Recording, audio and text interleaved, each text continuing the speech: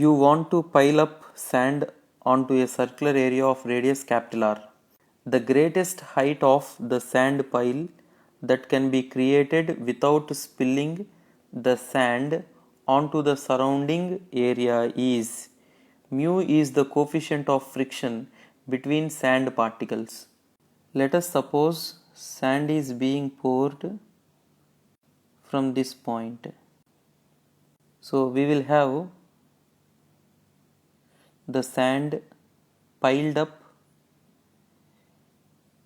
in the shape of a cone. Now the question is, what should be the height of this cone so that the radius of this cone is R?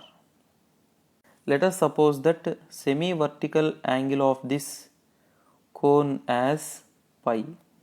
Now let us consider a point P on the slant edge of the cone. On a small sand particle at this point P, there are three forces acting on the sand particle. One is normal reaction force, which acts perpendicular to the slant surface, and its weight mg, which acts vertically downwards. And for this sand particle not to slide down the inclination, there will be a frictional force acting along this slant side in upward direction. As the line along which weight is acting is parallel to the height of the cone, this angle will also be equal to pi. Now mg gets resolved into two components as mg cos pi, which acts along the slant side in downward direction, and mg sin pi, which acts perpendicular to the slant side in downward direction.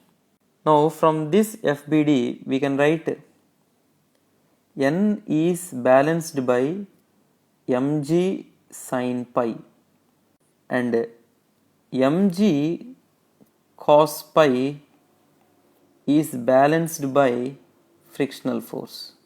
As friction is written as mu times normal reaction force, which is equal to mg cos pi. Since the particle P is in equilibrium, the frictional force should be static friction. So mu is mu s. So from this equation N is mg sin pi. Substituting that in this equation, we get mu s multiplied by mg sin pi equals to as mg cos pi.